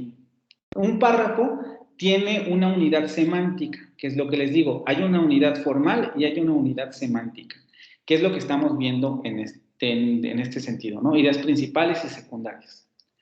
Un párrafo entonces tiene una idea central, que sería la oración principal. A veces no necesariamente se expresa en una oración, sino que se construye en términos del significado de todo el párrafo, pero eso ya es una cosa extremadamente elaborada, porque hay ocasiones en que cuando el autor ya es muy bueno, la oración o la idea principal no queda necesariamente explícita en el párrafo, sino que a veces la construye con todas las ideas secundarias, pero no nos metamos ahorita en eso.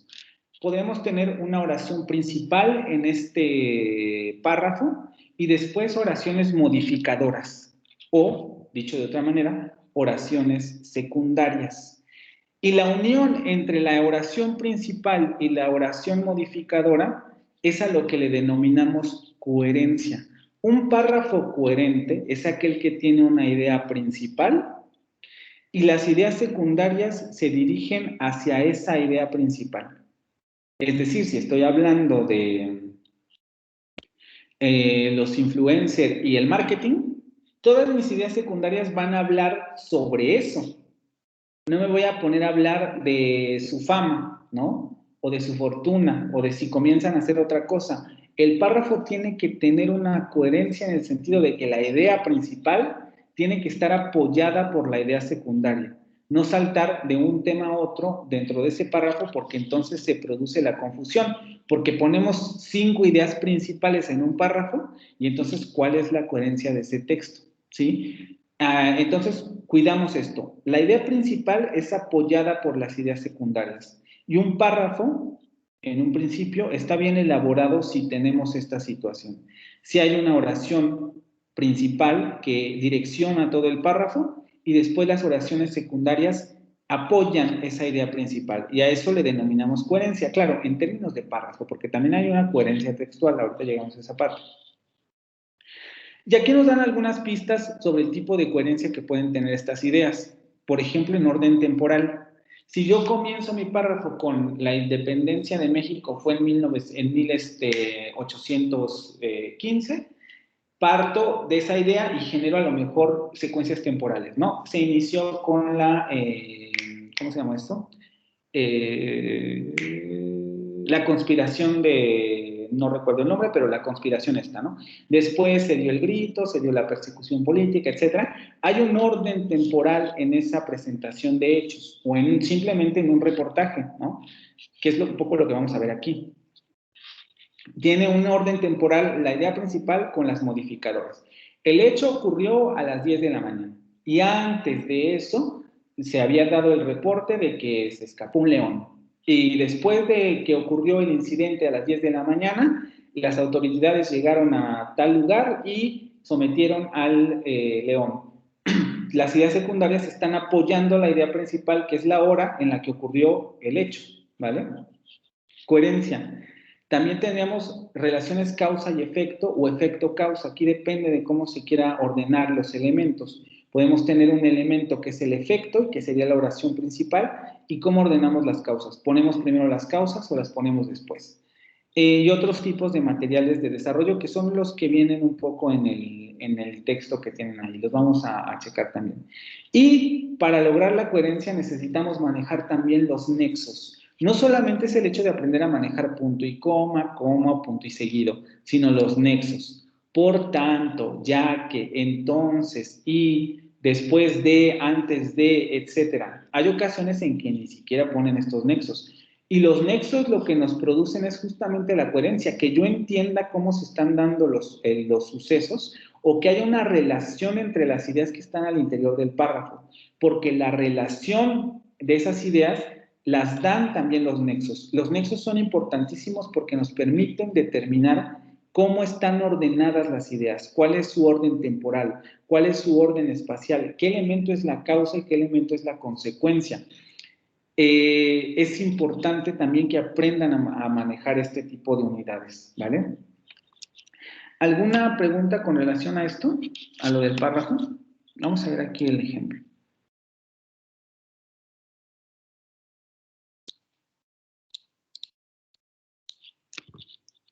¿No? Esto, evidentemente, es un texto sencillo en términos de periodismo, en donde el autor toma algo muy simple, ¿no? Y lo divide en 4 párrafos. Y nos dice, en términos formales, un párrafo empieza con mayúscula y termina en punto y aparte. Y efectivamente, si nos ponemos aquí, nos vamos a dar cuenta que empieza con mayúscula y termina en punto y aparte. Y el primer párrafo dice así: una feroz pantera que formaba parte de los atractivos durante una exhibición de modas en el Hotel María Isabel Sheraton, escapó de su jaula y atacó a una modelo, causándole heridas en la pierna izquierda. Este uso del gerundio está mal, ¿vale? Pero ahorita no lo vamos a ver porque este es un uso periodístico que lo tenemos muy adaptado porque lo leemos una y otra vez en los periódicos, pero no es un buen uso en porque aquí estaría diciendo que mientras se escapó el león, se escapó causando heridas en la pierna izquierda a la modelo, pero en realidad esto no pasó así. Primero se escapó y luego llegó al Hotel María Isabel Sheraton y entonces ahí fue cuando atacó y causó heridas, pero no se escapó causándole las heridas, ¿no? Por eso el error ahí semántico está mal, ese gerundio está mal utilizado. ¿Cuál es la idea principal en este párrafo? Si alguien me puede decir.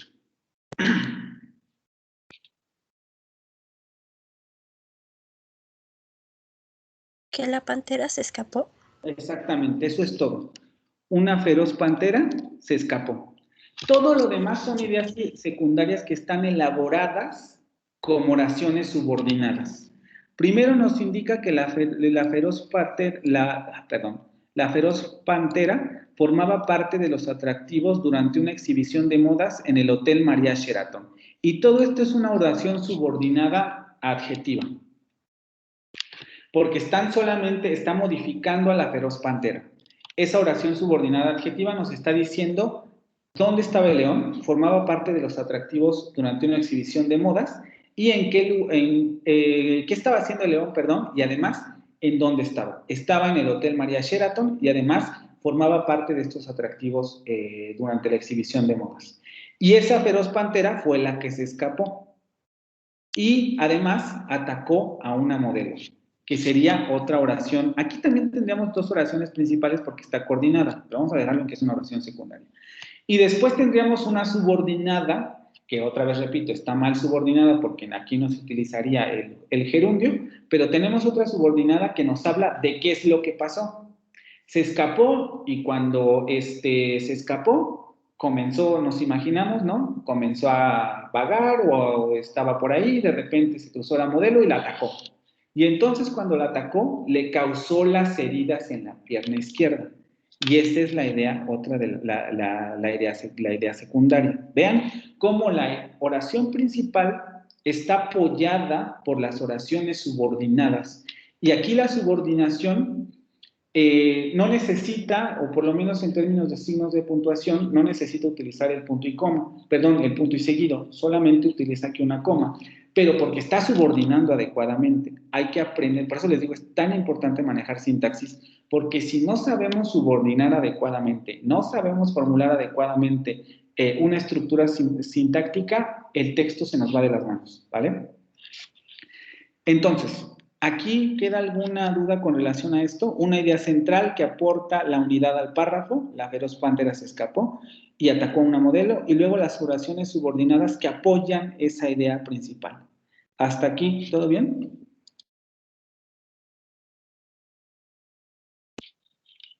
Sí, profe. Y luego pasamos al segundo, que vean cómo aquí ya nos dio un contexto. Ahora el segundo párrafo, como va a cambiar de tema, estamos ante un reportaje, aquí no necesariamente no pone nexos porque da el supuesto de que nosotros entendemos que va a hablar de la persona a la que atacaron, porque estamos ante un reportaje. Hay que pensar cómo están estructurados los reportajes. Mónica Cecilia García resultó con 2 heridas en el muslo, una de 3 centímetros de diámetro y la otra de 1. Fue atendida en el Hospital de la Cruz Roja de Polanco, donde solo estuvo 2 horas y luego se retiró a su domicilio. ¿Cuál es la idea principal ahí? Las heridas que tuvo la... ¿Son las heridas? Es decir, aquí lo importante es saber que tuvo 2 heridas y que una midió 3 centímetros y la otra 1. No, que fue al hospital, ¿no?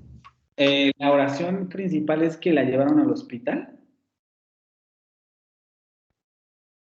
No, sería más bien Mónica resultó herida, donde solo estuvo 2 horas, ¿no? ¿Sería cuál? A ver, otra vez. ¿Quién me estaba hablando? Me hablaron 2 personas. Déjenme. Las 2 heridas en tu muslo, ¿no? ¿Todos están de acuerdo en eso?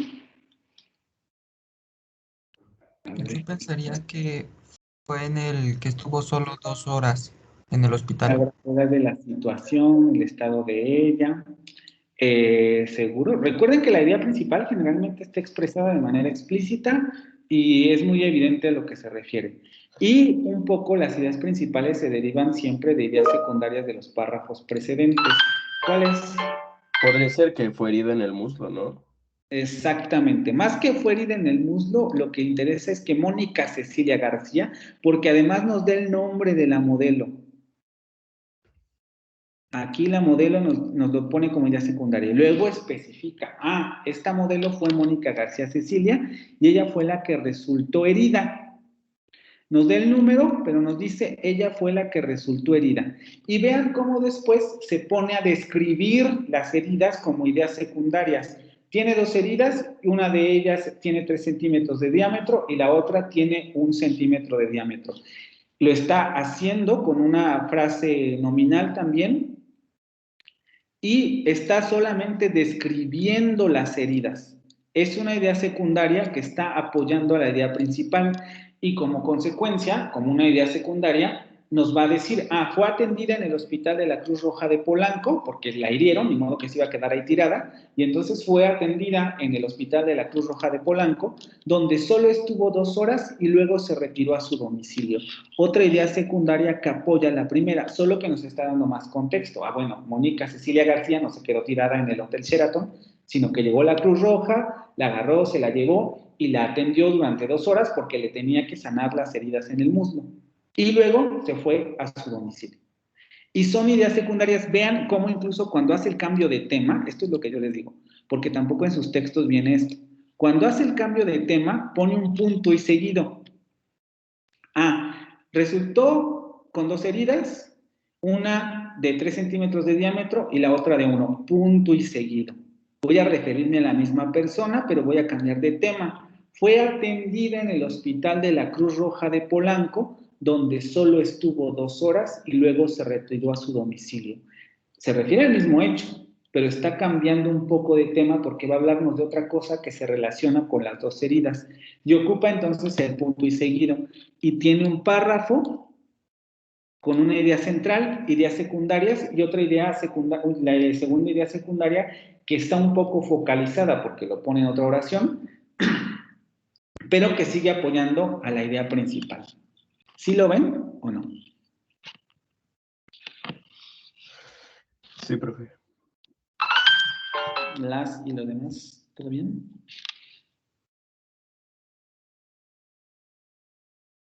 ¿O hay alguna duda ahí?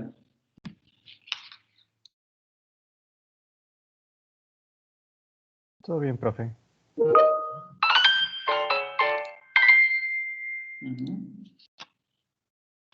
Pasa. Los acontecimientos tuvieron lugar anteayer en el salón de casa, en el que se supo había no menos de 100 personas que estuvieron en peligro de ser atacadas por la fiera. Vean cómo se maneja esto. Ojo, este es un texto muy sencillo y es solamente un periódico. Pero vean cómo salta de tema y hace otro párrafo, porque nos va a hablar de Mónica Cecilia García. Pero después dice, bueno, ya acabé de decir qué pasó con Mónica Cecilia García, ahora voy a hablar de otra cosa y tengo que regresar a la idea principal. ¿Cuál es la idea principal de este tercer párrafo que regresa a esta idea? ¿Cuándo sucedieron los acontecimientos y dónde? Entonces, ¿cuál sería la oración principal aquí? Los acontecimientos tuvieron lugar anteayer en el salón de casa. Exactamente. Nos damos cuenta que va a especificar cosas. Primero nos dice cuándo ocurrieron, anteayer, y luego nos dice en qué parte del Hotel María Isabel Sheraton. Vean cómo regresa a la idea principal. Toma otra idea secundaria de esa idea principal y la reelabora. Los acontecimientos tuvieron lugar anteayer en el salón de casa. Con eso basta. Pero nos quiere dar más información para apoyar lo que está ahí. En el que se supo había no menos de 100 personas que estuvieron en peligro de ser atacadas por la fiera. Y ya nos comenzamos a imaginar más cosas, ¿no? En ese salón, o sea, por ejemplo, a María Cecilia García no la atacaron en el lobby, ni la atacaron en la alberca, ni la atacaron en el salón de casa. Y en ese salón de casa habían prácticamente 100 personas, es decir, había varias personas y por desgracia la única que atacó fue a Mónica Cecilia García. Y son temas extras que pone en otro párrafo y que subordina a otra idea principal que a su vez se subordina a la idea temática. Vean cómo la idea temática está al principio. Esto ocurre mucho con los reportajes, porque cuando uno lee el periódico en un reportaje principal, generalmente uno lee la primera parte para enterarse de lo que pasó. Ya si uno sigue, se dará cuenta que el resto del reportaje lo que hace es ir especificando cada uno de los hechos que ocurrieron al principio. Cambia de párrafo entonces, recupera otra información y elabora más. Y luego La otra parte. En el Hotel María Isabel nadie informó de lo ocurrido y solo los empleados aceptaron los hechos y dijeron que todo se debió a un descuido del domador del felino, pero que todo había sido controlado. ¿Cuál es la idea principal ahí? Solo los empleados aceptaron los hechos y dijeron que se debió a un descuido del domador. ¿Esa es la idea principal? Sería, nadie informó de lo En el hotel, exacto. En el Hotel María Isabel nadie aceptó lo ocurrido. Porque nosotros damos por hecho, por ejemplo, que quien habló al hospital, pues fueron los del hotel, porque estaban viendo que Cecilia García estaba pues siendo atacada, o la atacaron y ya estaba tirada en el suelo, ¿no? Entonces suponemos que pues la atendieron ahí. Pero si de repente nos dicen en el Hotel María Isabel nadie informó de lo ocurrido, nos preguntamos, bueno, ¿y entonces quién llamó? ¿Llamaron los que estaban con ella? ¿Llamaron los empleados? ¿Por qué no están aceptando el hecho? Porque aquí damos por sentado que está ocurriendo en un hotel probablemente de lujo, en donde teóricamente se tendría que salvaguardar la seguridad de quien está hospedado en ese lugar. Pero al autor se le hace relevante decir al final que no. Ahí, aunque estuviera en ese hotel, nadie informó que la pobre muchacha o señora estaba siendo atacada. Solo los empleados aceptaron los hechos. Podríamos decir que es otra idea principal, pero en el sentido de que va a especificar esta primera, ¿no? Nadie del Hotel María Isabel informó nada, pero los empleados aceptaron los hechos y dijeron que todo se debió a un descuido del domador del felino. Esto, vean lo importante que es esto, ¿no? No fue que se les escapó a los del hotel, la culpa es del domador del felino, o eso dijeron los empleados, porque los que estaban ahí, o los dueños del hotel, pues ni sus luces, pero que todo había sido controlado.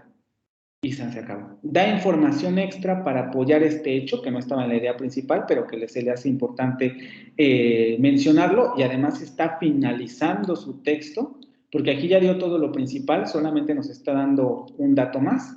Concluye el texto, nos habla de lo ocurrido, que solo informaron los hechos los empleados y que todo había sido controlado. Y estas ideas secundarias apoyan esta idea principal de que nadie informó nada. Y da una reserva. Pero de todos modos informaron y según dicen los empleados, todo había sido controlado, ¿vale? No sé si con ese ejemplo queda claro un poco el asunto de los párrafos. Lo vamos a ver con el texto y además vamos a hacer un ejercicio con otro que tengo por ahí para que vaya quedando esto más, que cuaje más la idea. ¿Hasta aquí alguna pregunta? No, todo bien. De momento no, profe.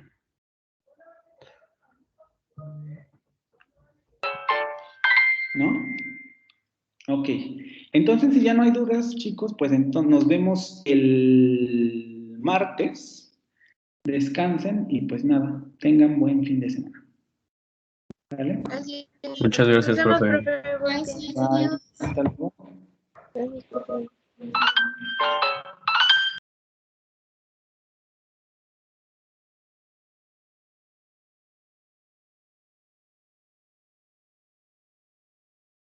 Bye, descansen, nos vemos, cuídense. Bonito fin, profe. Igualmente, que tengan un fin de semana.